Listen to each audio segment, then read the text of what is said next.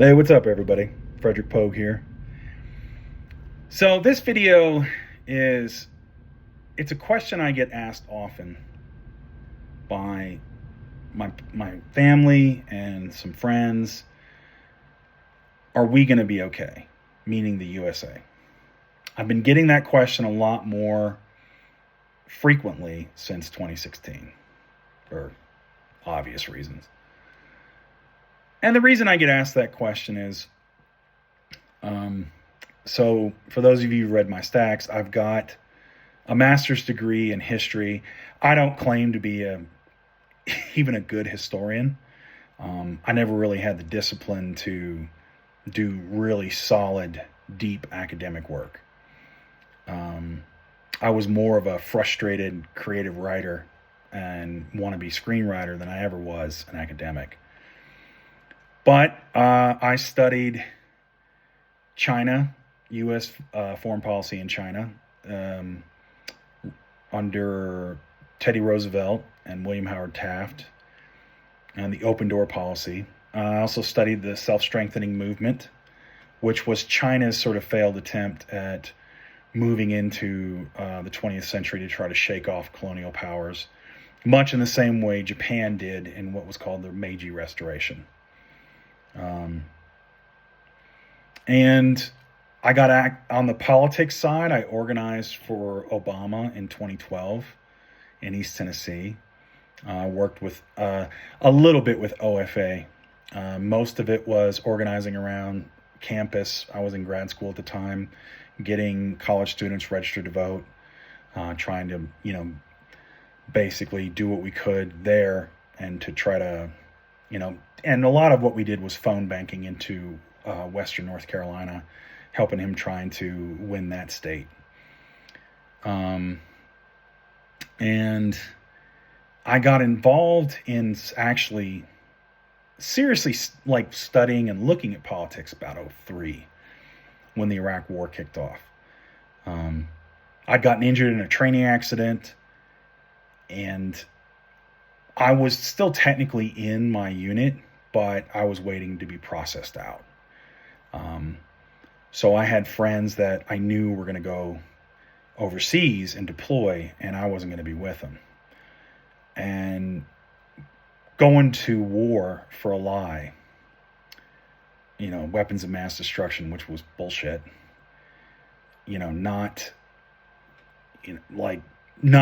trying to find Osama bin Laden, going basically to war for oil really didn't sit right with me. So I started getting more politically active. I did protests in East Tennessee, that kind of stuff. And started, I think I was a registered independent, and I became a Democrat in 2006. And I'm one of those folks I'm a Democrat by default.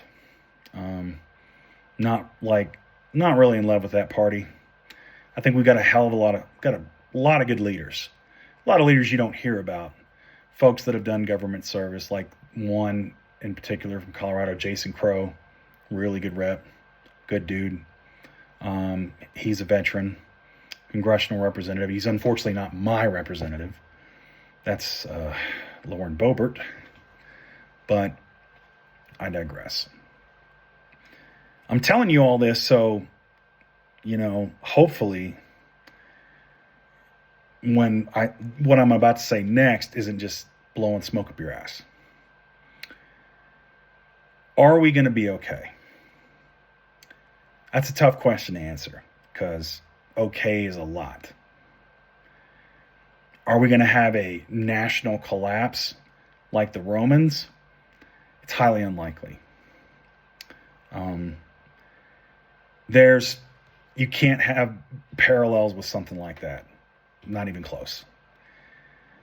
And I'll get more into that. I'll actually probably write a stack about that, about why history's kind of a good guide to look at, but you can't make a one-to-one comparison.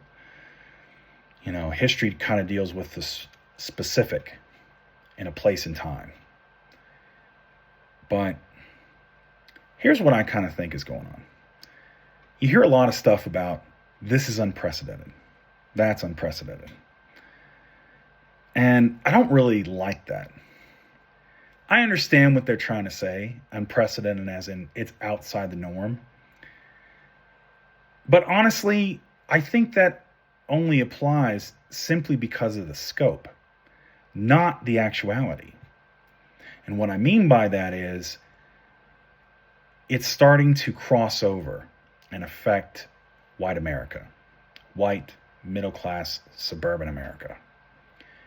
Because for a long time, marginalized communities and women, LGBTQ, all that, they suffered under stuff like this for a very long time. Damn near pretty much since the founding of America. You've got slavery, you've got Jim Crow, you've got women didn't get the right to vote to 1920. They couldn't even have, they went to work in the 1940s in World War II, then went back home and couldn't even get a bank account until some places in the 60s.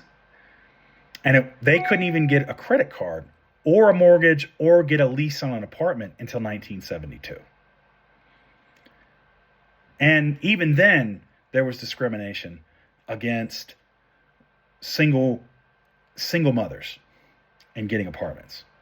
I think Murphy Brown did a TV show in the 90s. They did an episode about that. And so that's in my lifetime. 72 is only 5 years removed from when I was born in 77. So is this unprecedented?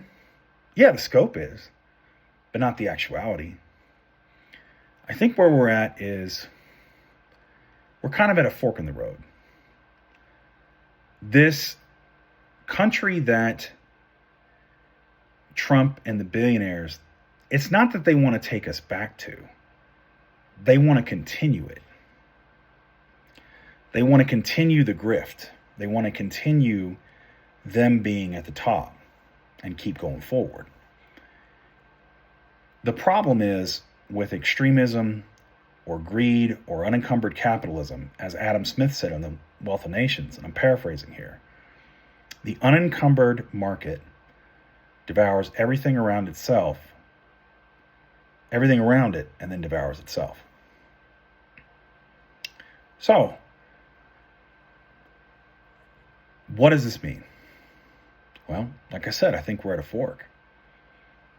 We either keep going the way that the billionaires and Trump and all those folks, MAGA, the cult members want us to go, which is basically we're seeing the cliff approaching, and we go off a cliff, and wherever that leads, that's where it leads.